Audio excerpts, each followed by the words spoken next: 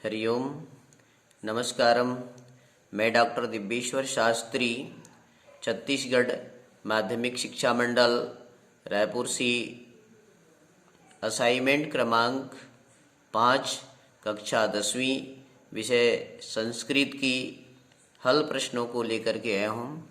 छात्र छात्राओं, आप सबकी सुविधा के लिए अध्यापक महानुभावों, आप सबको ये विषय संस्कृत भाषा सरलता से सीख सकें, जान सकें, उसका उत्तर खोज सकें, इस भावना से मैं ये असाइनमेंट का उत्तर बताने का प्रयास कर रहा हूँ, जिससे आप सबको लाभ होगा। दिव्यवाणी संस्कृतम चैनल आपकी सेवा में सतत लगा हुआ है। आइए इन प्रश्नों को पढ़ते हैं, इसका उत्तर जानते हैं। सबसे पहले इसमें दिया है कि सर्वे प्रश्न समाधेयाः, और प्रश्न क्रमांक पहला है यात्रा मंगलम प्रति पाठस्य सारांशम शत शब्देषु हिंदी भाषया लिखत। यात्रा मंगलम प्रति ये पाठ को लेकर के हिंदी भाषा में 100 शब्दों में इनके सारांश लिखना है। तो इसकी पाठ पर आप जाएंगे और पढ़ेंगे, पाठ में आप जा करके इसका उत्तर लिख सकते हैं। फिर भी 2-4 लाइन में आपको बताने का प्रयास कर रहा हूँ, जिससे इसका समय ज़्यादा नहीं होगा। सबसे पहले ये एक विज्ञान से संबंधित पाठ है। वैज्ञानिकों का बहुत बढ़िया प्रयास है, जिसमें 5 नवंबर 2013 को बुधवार दिन सर्वत्र मंगल मंगल ध्वनि सुनाई पड़ा था। अर्थात वैज्ञानिकों ने इस दिन मंगलयान को मंगल ग्रह में भेजने में सफलता प्राप्त किए थे। बुधवार का दिन वह था जिसमें भारत ने प्रयास किया था, प्रथम प्रयास में सफल हो गया था। ये बात जानने योग्य है। हर्ष का विषय यह है कि भारत अपने प्रथम प्रयास में ही मंगल ग्रह में मंगलयान भेज चुका था, और अमेरिका, यूरोप, सोवियत रूस आदि तीनों देशों के साथ साथ भारत ने भी अपना मंगलयान मंगल ग्रह में प्रेषित कर चुके थे। ये अमेरिका, यूरोप, सोवियत संघ आदि अनेक बार प्रयास किए थे, लेकिन भारत ने प्रथम प्रयास में ही मंगल यान को मंगल ग्रह में स्थापित कर चुके हैं। तो छात्र छात्राओं, आप ये मंगल ग्रह यात्रा मंगलम प्रति पाठ में पढ़ करके इसकी जानकारी प्राप्त कर सकते हैं। मैं आपको अन्य प्रश्नों का उत्तर बताऊंगा जिसको आपको कठिनाई होती है। तो ये दूसरा प्रश्न है कि निर्देशानुसारम उत्तरत, निर्देश के अनुसार उत्तर दीजिए। ये प्रश्न आया है कि पितृभ्यः स्वधा योगी का विभक्ति भवति, तो इसमें विभक्ति होती है चतुर्थी विभक्ति। ध्यान देंगे, पितृभ्यः स्वधा, इस स्वधा के योग में चतुर्थी विभक्ति होती है, उत्तर आएगा चतुर्थी विभक्ति। बही योगी का विभक्ति भवति, बही के योग में क्या विभक्ति होती है? तो बही के योग में पंचमी विभक्ति होती है, उत्तर लिखेंगे पंचमी विभक्ति। सदृशः पदम आधृत्य साधु वाक्यम एकम निर्माणम कुरुत, ये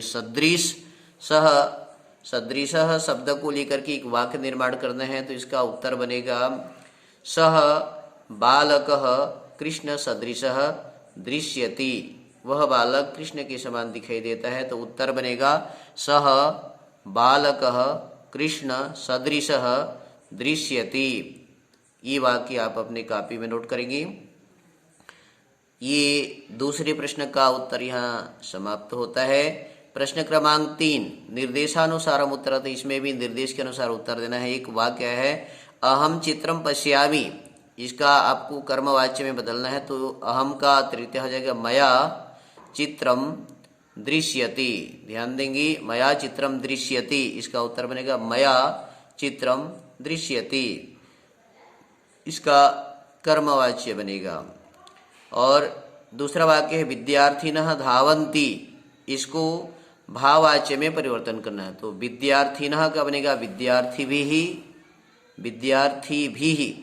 धाव्यति।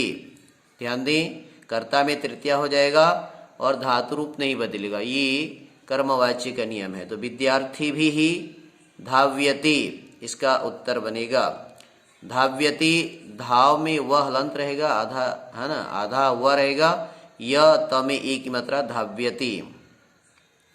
अगला एक प्रश्न है कि कर्मवाची क्रियाया संबंध केन सह भवति। कर्मवाच्य में क्रिया का संबंध किसके साथ होता है, तो केन के स्थान पर लिखेंगे कर्मणा सह।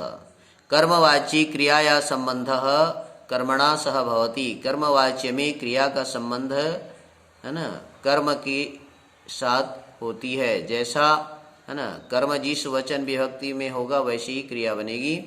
यहाँ पर है तो कर्मवाच्य में क्रिया, कर्मवाची क्रियाया संबंध कर्मणा सह भवति, उत्तर होगा। आगे ये प्रश्न 3 के उत्तर आपको बताया। और आगे प्रश्न 4, रेखांकित है ना पदों को, रेखांकित पदाधारितम वाक्यम शुद्धम कृत्वा लिखत है। रेखांकित पदों को शुद्ध करके लिखना है। ये रेखांकित शब्द अशुद्ध है, उसको शुद्ध करना है। तो ध्यान दीजिए, बालिका सुंदर अस्ति। सुंदर, बालिका स्त्रीलिंग है इसलिए सुंदर में आ लगा दिए, सुंदरा। बालिका सुंदरा अस्ति। रेखांकित पद में सुंदर में पुल्लिंग दिया है और आगे कर्ता स्त्रीलिंग है, इसलिए सुंदर को सुंदरा बना दीजिए। र में आ की मात्रा लगा दीजिए। बालिका सुंदरा अस्ति, ये शुद्ध वाक्य हो गया। आगे सरस्वती नमः, तो सरस्वत्यै आधा त मिली, य में ऐ की मात्रा डाल दीजिए, सरस्वत्यै नमः, ऐसा उत्तर बनेगा। सरस्वत्यै नमः, ये शुद्ध वाक्य हो जाएगा। सरस्वती में आधा त मिली, य कर दीजिए और य में ऐ की मात्रा डाल दीजिए, सरस्वती नमः हो जाएगा। आगे है प्रश्न, ते अशोकस्य पुत्राणि सन्ति। तो अशोकस्य पुत्राणि न होकर के पुत्राः, अशोकस्य ते अशोकस्य पुत्राः सन्ति, ऐसा शुद्ध कर दीजिए। इस प्रकार से प्रश्न क्रमांक 4 का उत्तर मैं बताने का प्रयास किया। आगे चलते हैं। प्रश्न क्रमांक 5 में मंजूषायाः प्रदत्त शब्देषु उपसर्गान् चित्वा लिखत। एक कोष्टक में कुछ शब्द दिए हैं जिसमें उपसर्गों को ही लिखना है और उपसर्ग इसके अंदर में केवल 5 उपसर्ग हैं। तो देखते जाइए यहाँ पर कौन कौन से उपसर्ग हैं। तो पहला लाइन में चलते जाएंगे, तीसरा दूर ये उपसर्ग है और आगे उसको आगे बढ़ते जाइए, अ उपसर्ग होता है ना, और आ भी उपसर्ग है और उत उपसर्ग है, अभी उपसर्ग है। 5 उपसर्ग है, ध्यान दें। दूर, अव, आ, उत, अभी, ये 5 उपसर्ग हैं, बाकी उपसर्ग नहीं है। तो ये प्रश्न क्रमांक 5 का क का उत्तर है। उपसर्ग चयन करके लिखना है। तो फिर एक बार बता रहा हूं मैं, दूर, अव, आ, उत, अभी, ये 5 इसमें उपसर्ग हैं। उसी में ख दिया है, उपसर्ग उपसर्गी धातुम योजयित्वा पद निर्माणम कुरुत। उपसर्ग में धातु लगा करके एक पद बनाना है। तो इसमें संकेत दिया हुआ है प्रधनहरी, तो इसका बनेगा प्रहरति, ये पद बन जाएगा उपसर्ग लगा करके प्रहरति।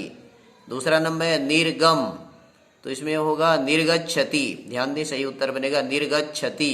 निरुपसर्ग लग गया गम धातु से, निर्गच्छति। बी धन तर, तो बीतरति, बी और तर में वितरति हो जाएगा। और अनुधन भू अनुभवति, सही उत्तर इसका यह है प्रहरति, निर्गच्छति, बीतरति, अनुभवति। ये प्रश्न क्रमांक 5 के उत्तर यहाँ पर पूरे होते हैं, ध्यान दीजिए। और इसका उत्तर आप अपने कॉपी में, असाइनमेंट कॉपी में नोट कीजिए। आगे है अपठित गद्यांशम पठित्वा यथा निर्देशम उत्तरत। ये अपठित गद्यांश को पढ़िए और उसका उत्तर दीजिए। नीचे प्रश्न दे रखा है, प्रश्न में पहला पूछा है प्रस्तुत गद्यांशस्य समुचितम शीर्षकम लिखत। इस गद्यांश की समुचित शीर्षक लिखिए। तो इसका उचित शीर्षक है श्रमस्य महत्वम, श्रम का महत्व, श्रमस्य महत्वम, ध्यान दीजिए। इसका उत्तर बनेगा श्रमस्य महत्वम। और ख है केन बिना कार्यम न सिद्ध्यति, तो उद्यमेन बिना, उत्तर आएगा केन के स्थान पर आप लिखेंगे उद्यमेन बिना कार्यम न सिद्ध्यति। तीसरा है गद्यांशी प्रयुक्त सुक्तिम लिखित्वा हिंदी भाषाया अर्थम लिखत। अगला प्रश्न है कि बोल रहे हैं कि गद्यांश में प्रयुक्त सुक्ति वाक्य को लिखिए और उसका हिंदी में अर्थ बताइए। तो इसमें सुक्ति है, ध्यान दीजिए सभी, उद्यमेन ही सिद्ध्यन्ति कार्याणि न मनोरथै। फिर ध्यान देंगे, उद्यमेन हि सिद्ध्यन्ति कार्याणि न मनोरथै। उद्यम से सारे कार्य सिद्ध होते हैं, न ही मनोरथ से। ध्यान दीजिए, इसका हिंदी अर्थ है उद्यम से, परिश्रम से सारे कार्य पूर्ण होते हैं, मनोरथ से, इच्छा मात्र से कार्य पूर्ण नहीं होते हैं। मनोरथ अर्थात इच्छा, अभिलाषा से। अर्थात सारांश यह है कि बिना परिश्रम किए कोई काम पूरा नहीं होता है। केवल इच्छा करने से या केवल अभिलाषा करने से इच्छा मतलब कार्य सिद्ध नहीं होते हैं। छात्र छात्राओं, अध्यापक बंधुओं, ये असाइनमेंट क्रमांक 5 विषय संस्कृत कक्षा 10वीं की हल मैंने बताने का प्रयास किया है। बहुत से छात्र छात्राओं का, अध्यापक अध्यापिकाओं का मेरे पास बार बार फोन आ रहा था कि गुरुजी इसका उत्तर हमें नहीं मिल पा रहा है, नहीं जान पा रहे हैं। तो आप इससे मेरे इस दिव्यवाणी संस्कृतम चैनल के माध्यम से लाभ लीजिए, उसकी तैयारी कीजिए और अपनी कापी असाइनमेंट हल कापी में नोट कीजिए। इन्हीं शब्दों के साथ आप सबको बहुत बहुत धन्यवाद देती हुई मैं आपसे निवेदन करना चाहूँगा, आप दिव्यवाणी संस्कृतम चैनल को लाइक करें, सब्सक्राइब करें, अधिक से अधिक आदमी के पास भेजें, जिससे संस्कृत भाषा का प्रचार प्रसार हो और परीक्षा के प्रश्नों का हल, सही उत्तर जान करके आने वाले परीक्षाओं की तैयारी करें। धन्यवाद। नमो नमः। पुनर्मिलामः। जयतु भारतम, जयतु संस्कृतम।